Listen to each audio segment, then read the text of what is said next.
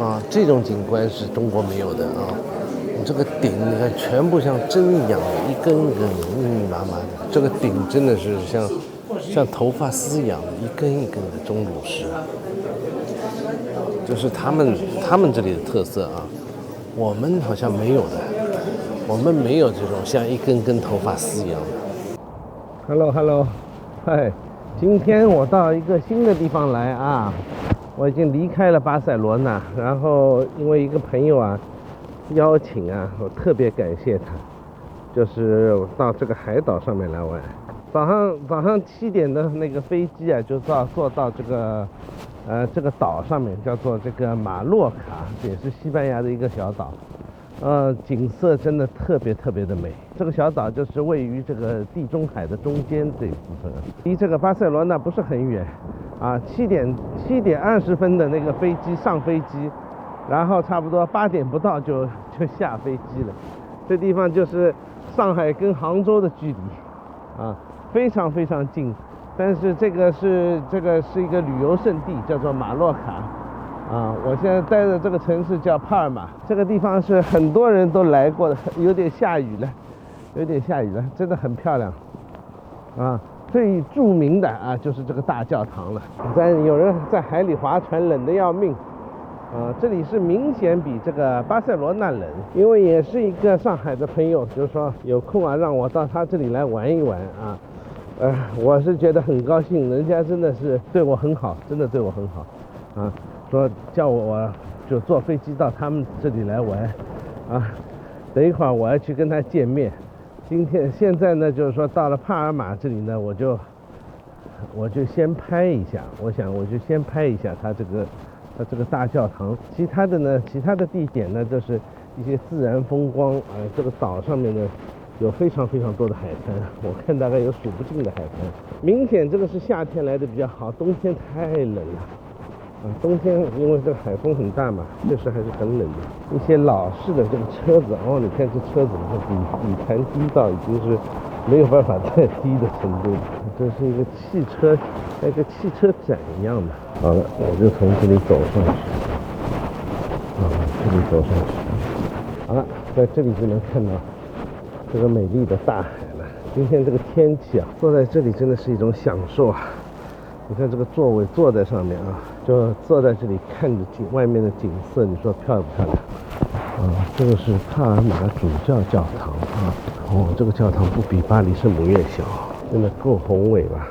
在海岛这里跟普吉岛一样，下雨呢一会儿就下得很大，然后呢一会儿就没了，所以我觉得避雨比较好这个岛啊是年代非常古老，从公元3世纪的开始就已经有这个岛了然后后来就是一路上到19世纪，好像就是开始被意大利跟西班牙占领的。这个岛其实是有非常多的历史，年份就是说很早在岛上面就有人了。这个是属于现在是属于西班牙嘛，西班牙最大的一个就是本土以外最大的一个岛了，没有特别多的人在这里，就是在这里游览今天只能就是说今天不能参观，今天是他们这个做礼拜的他们可以来。但是像这种欧洲这个天气，地中海虽然说这里是比在巴塞罗那还要南边的一个岛，但是问题是它不暖和，你知道吗？我都穿了2层衣服它不是那种很暖和的，因为海风大嘛，所以大概温度在10度左右，冷飕飕的。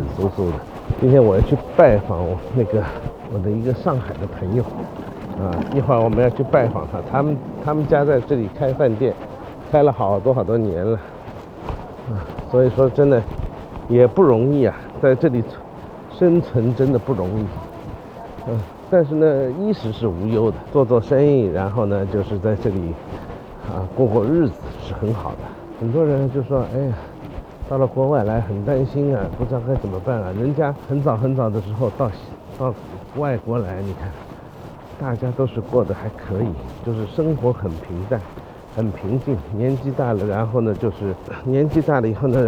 是就退休了，过过很好的日子还是可以的，并不像我们中国这边啊，就是说钱你是赚得到，你也有机会，但是呢，你就整天要提心吊胆，就是说哪一天政策变啦，就变不稳定啦，或者对吧，钱一下子赚不到啦，那么这种还是很那个的，很痛苦的啊。比起一个就是说就是很多机会的一个地方，对吧？但是它不稳定，和一个很稳定的地方，但是机会不多，钱赚的不是，就是说钱是赚得到，就是说不是特别多的情况下，那我情愿选一个钱赚的不是特别多，但是很稳定，我每天都有收入，我就不用担心今天吃完了，明天可能没有饭吃了啊。那我情愿要选这样的一个地方，就是有更加有利于生活吧，我想啊。你看这地方就这样的，太阳出来了啊，现在就不冷了啊。太阳一出来，它这里西班牙一晒啊，我就不觉得冷了。确实是它这个西班牙真的是一大好处，就是说你太阳一出来啊，你就很舒服很舒服。我明天啊，我继续来逛这里。今天呢，我就先来打个烊，现在呢我就去宾馆了。宾馆附近的海滩呢，我把车停下来，对吧？坐在里面休息休息，吃点东西。毕竟早上啊是4点起来的，哇，这个4点起来真的是要人老命了。这次租车又碰到一个白痴，你知道，我这次租车又碰到一个白痴，这个租车公司的，他看我这个租车的这个到期，我的这个驾驶证到期是2027年，对吧？2027年嘛，我说我这个车牌啊，香港的这个车牌是没有照片的。那我说我是2017年拿的车牌，至少在2017年之前，其实我就已经有车牌了，他已经换过一轮了，你知道吗？2017年拿的车牌，然后呢，我的国际驾照呢，只能有多少时间？只能有1年的时间。然后他说看我的国际驾照跟我的车牌的号码是一样的，他说只有1年的时间啊，你怎么只拿了1年的车牌？拿了1年车牌的人是不能在这里租车的。你说本事大不大啊？然后呢，就是不给我租车，他说你只有1年的车牌，你等于说是实习驾驶员，你还没毕业呢。我真的佩服他哦，他怎么想得到的？他就看那个国际驾照，他说你这个1年只有1年嘛。我说这国际驾照就是1年的，我拿车牌是2027。哎呦，他就不相信我，他说你要证明给我看，你到底是什么时候拿的那个车牌。哎呦，我这翻照片啊，我跟你说，我就不停的在翻我这个以前，就是说在1年以前就是拿到车牌的这个照片，翻了半天翻不到，后来翻到了一张中国驾驶证，2010几年的时候啊，中国的一张驾驶证。我说你看我这张中国的驾驶证就是已经到了2020多少年了啊，2020年了，对吧？然后我现在拿到香港的驾驶证，我是2027年过期。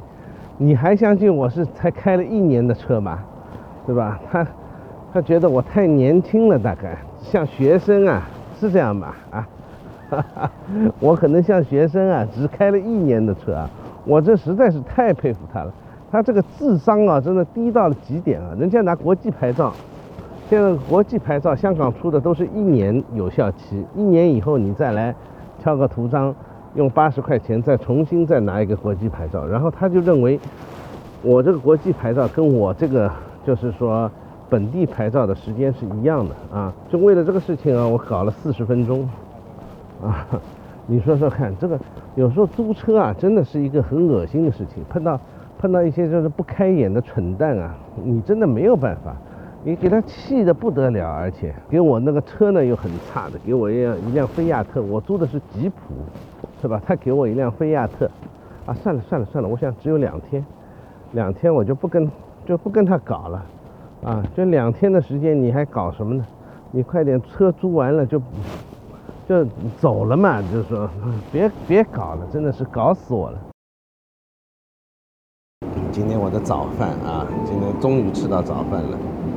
看看啊，面包吐司啊，还可以吧，再加一个咖啡，就是我今天的早饭了。今天啊，这里海滩啊真的够多的。啊，你说这里海滩就是全部都是海滩，我觉得。然后在这里风筝冲浪也是非常棒，今天风大到大的夸张啊！我跟你说，哇，你看风大的夸张，我把话筒都藏在这个里面了，对，而且这还是很大风，大家都在风筝冲浪，但是这个天气有点冷，但是确实是很棒的一个地方。更有意思的是，我跟你说，这一个海滩上面马粪啊，马粪堆成山啊！你看下面，全部都是马的大便，是马粪吧？应该是马粪吧？这里肯定天天骑马嘛，这个地方。哎呀，风筝冲浪，但是很冷啊。它这里已经属于不算冷了，但是还是要穿橡皮衣的，不然的话太冷了。哇，这个人跳得高吧？像我们在泰国的玩的，它没有它那么刺激，你知道吗？因为这里不但是有风，还有浪，这个浪是很大的，那这个浪大的不得了，确实是不一样的啊，感受不一样的，感觉上面很爽啊，但是就是风一直吹呢，你有点头晕啊，因为我今天没在玩，如果我在玩呢，我就不会头晕了。刚才我就在这家1955吃的饭啊，就在一家1955吃的饭。我本来想去麦当劳，结果麦当劳不开门，竟然我输给他了。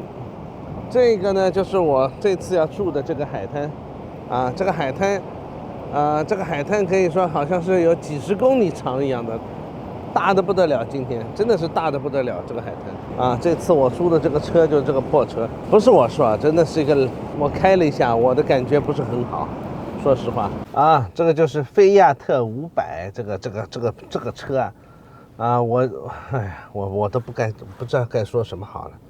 我本来是租的吉普，他给我降级了，对吧？我觉得啊，他是给我降级的，我不知道是歧视还是什么样子的。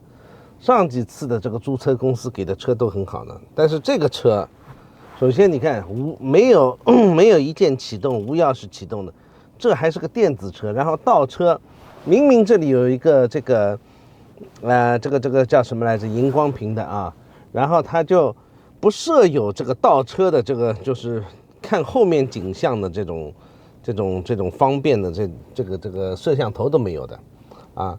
这一点就让我很失望了。然后这个车竟然还是一个混合动力车，混合动力，然后你这个混合动力你还真的不知道它是混合动力车，你知道吗？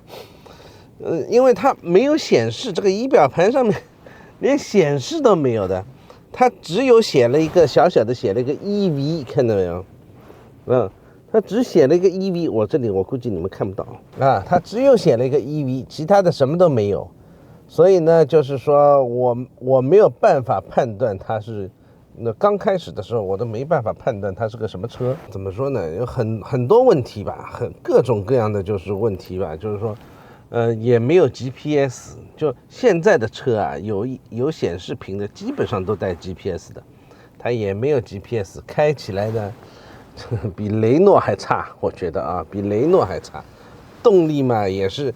菲亚特这个车啊，动力就是永远是很不足的，就像是个老太婆，你开这个老太婆车了。真的，我跟你说，如果你租车公司给你这个菲亚特这个垃圾车啊，你千万不要。我跟你说，我也不知道该说什么好了。就是说它纯新的，因为我租的是个吉普切诺基，我好像租的是个吉普切诺基，然后他给我一个菲亚特，那我能说什么呢？因为我跟他搞了半天嘛。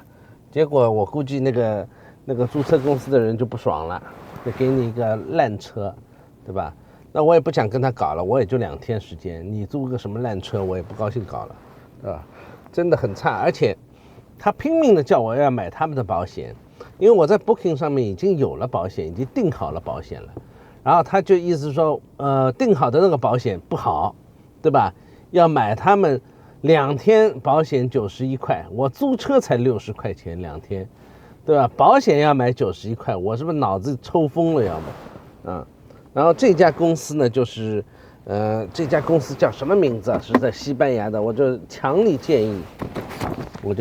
不建议你去买，叫做 Record Go， 一定要给差评的，真的是一定要给差评的。就刚才就开始就是搞了半天了，就跟我搞了半天了，就是说。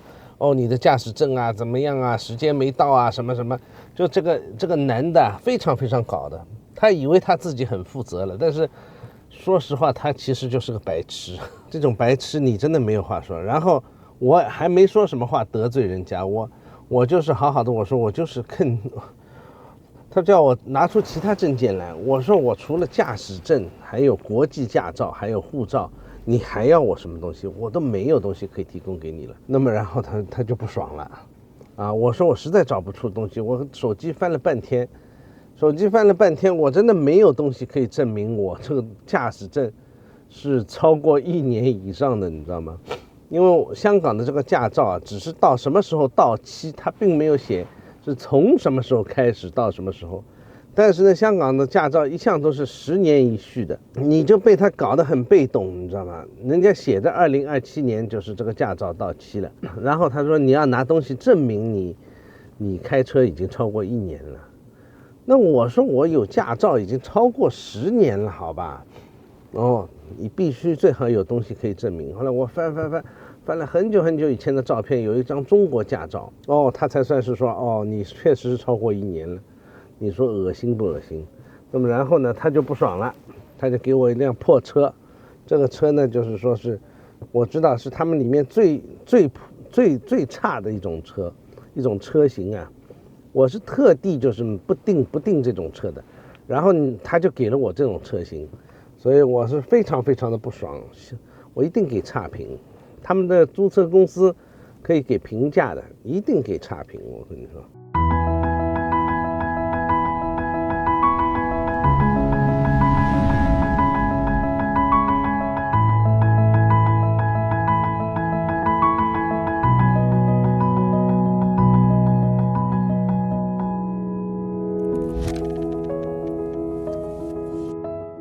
现在我到这个岛上面有一个岩洞啊，很值得参观，这属于是他们岛上的一个比较大的景点啊，想来看一下啊，非常非常多的人，你们看，有很多人啊都在这里参观这个岛上这个洞，所以我觉得我们要去看，我想去看一下，是属于是一个钟乳洞 ，Curved Dutch 啊。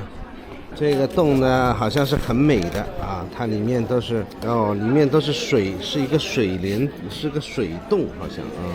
1338年就存在了这个洞啊，这个洞啊就被发现了，1338年就被发现了，就是从这里进去，一路走下来，然后再坐船，然后一路再走出来啊，是这个样子。但是这票价真不便宜。这票价是17块钱啊，大人是17块5毛啊，我就看看值不值得这个价格啊，希望它能值这个价格啊。现在呢是1点10几分，然后2点钟进去。18世纪、19世纪就一直都是有人参观的这个洞，然后呢，一共经历了530万年这个洞形成的啊。主要是碳化钙形成的，里面那个有些钟乳石啊，像头发丝一样的，很细很细的，它每年就增长大概0.2到1.6个毫米嘛，所以这个是很多年，就是说才造成的这个地质的奇观，是由一个德国的这个地理学家发现的，里面是不可以用闪光灯的，不过没关系，我们是摄影，所以没关系。这次呢，我带了大的摄影机来啊，就里面应该可以拍得很清楚的。大量的游客都在这里排队等着进洞，是从2点钟开始啊就可以进洞了。现在我们还有多少时间？我们现在还有10分钟吧。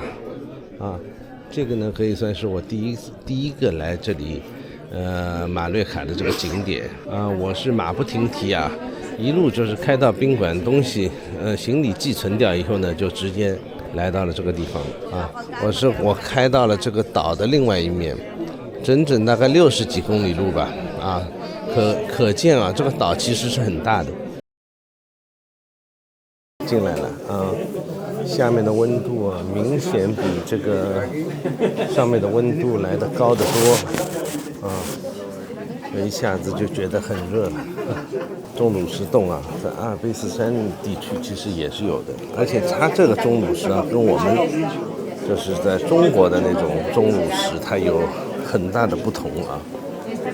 就是说它的这个它很细很细，你看这个这个被摸到已经光滑到已经真的是不行了非常非常细。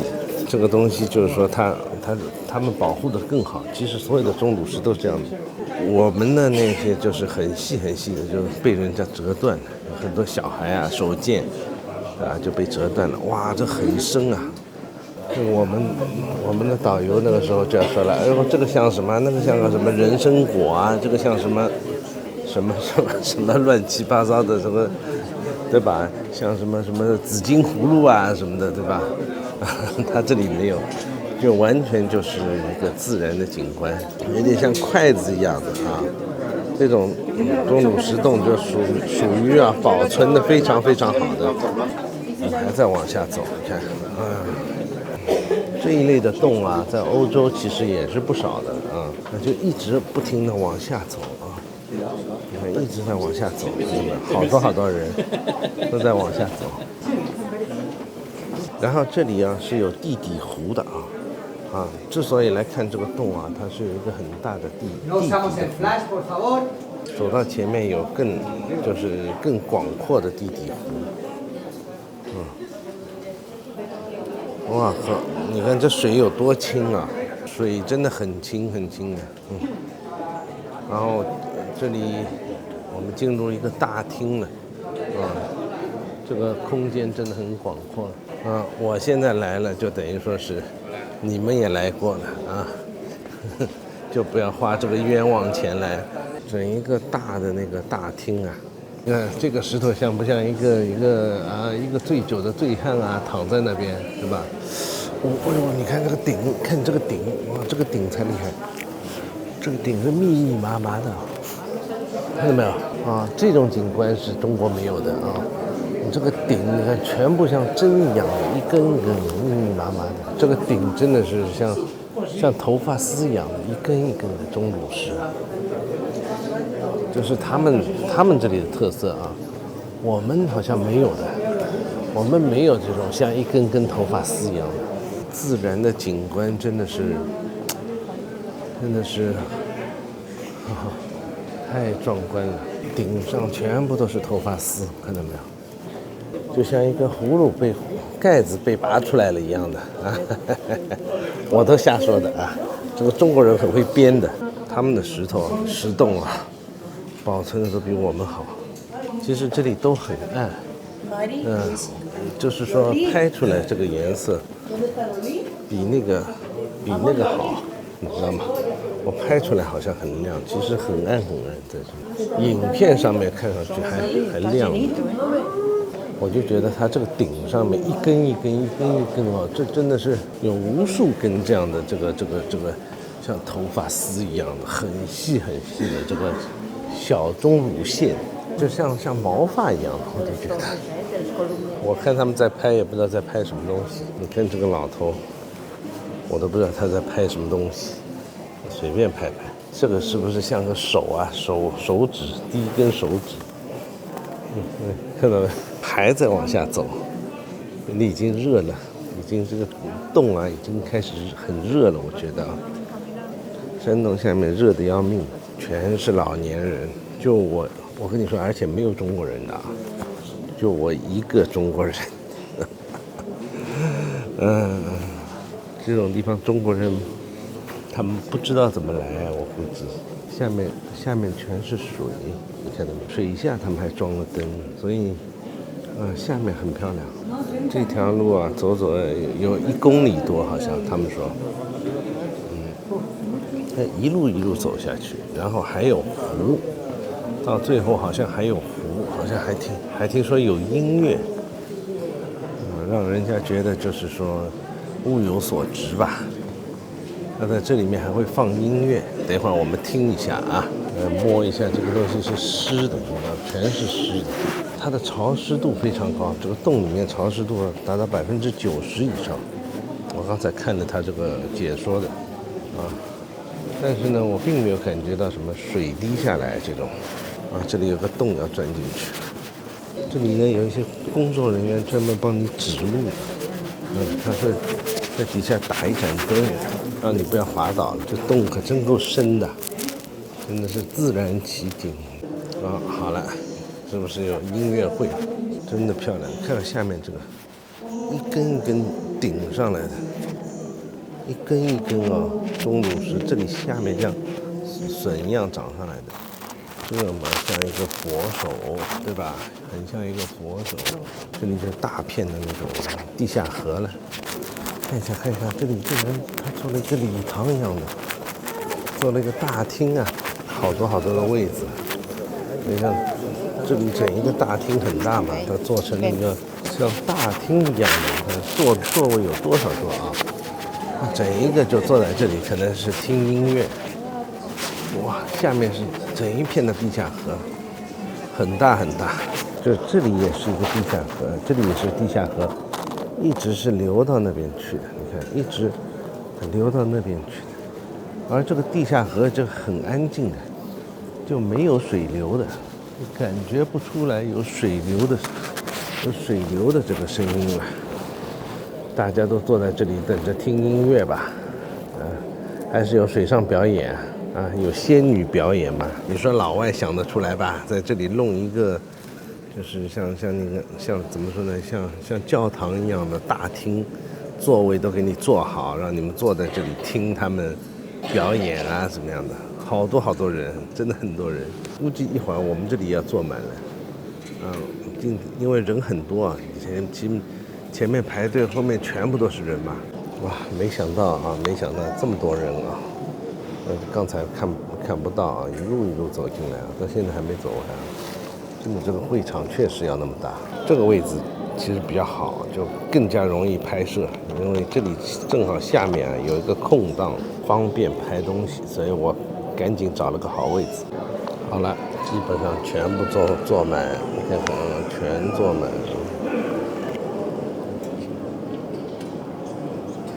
这里所有的位置都坐满了，基本上座无虚席了。现在还在有人进来。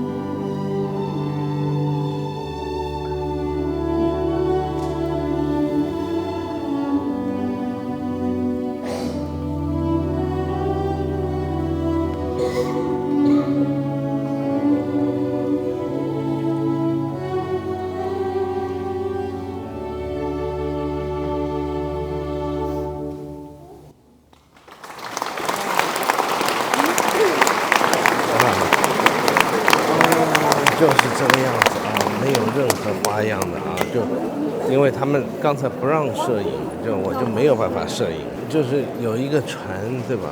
把这个他们划了一个船，然后把这个音乐家就带着船一起划过来，划过来以后呢，里面大概有那么4、5个人，有人弹着琴，有人拉着手工就小提琴，有人就是拉着大提琴，然后就通过这个船啊，你看，就这个船，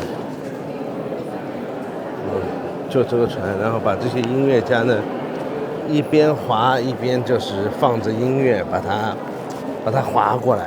我天哪，没什么话头啊，声音我是录下来了，但是他一定要保持绝对的安静，这么几百号人，是吧？每个人咳嗽一下就是很吵了，你知道吗？所以他们就保持绝对的安静，然后把灯全给关了，然后呢就把船划过来，一边划一边就是里面的人在演奏，啊，就是这么一回事。我觉得没有什么太大不了的。那这个水还真的是清啊，看到下面，哇，天哪！这水啊，你看，这个水大概下面有5米左右，很深很深的，自然景观保存的非常好。但是你说这不划个船，就是放音乐，就有点唬人了。我感觉啊，有点唬人的。就是一个船哇，这样子就拉着小提琴，弹着钢琴跑进来，这一堆人啊跑进来就坐了大概15分钟，就进来了15分钟，然后大家都落座好，每一个人都坐好了，然后对吧？然后开始就是拉音乐。我跟你说，音乐放了大概多久啊？音乐大概弄了10分钟啊，坐了15分钟。15分钟可能都还不止，等了很久。里面他们每个人带个小提琴啊，这个是个小钢琴，啊，是个小风琴，大概这就把我这个17块钱的这张票子啊给骗掉了，啊，给他骗掉了。现在开始往上爬了啊，来跟去不是同一条路啊，这个洞大的要死。终于出来了，这应该是最后的一场了。每天都会开那么几场，从走到下面一直到上来啊。1个小时左右，我看看现在几点？1个小时，我估计啊，2点下去，2点整下去的，2点56，现在17块钱我用掉了，啊，你就不必用这个17块钱了啊，因为我17块钱已经帮你们参观好了，就有这么一个地方啊。如果你觉得这个洞还不错，那你就来逛一逛啊。到底是17块钱欧元，17块5毛欧元，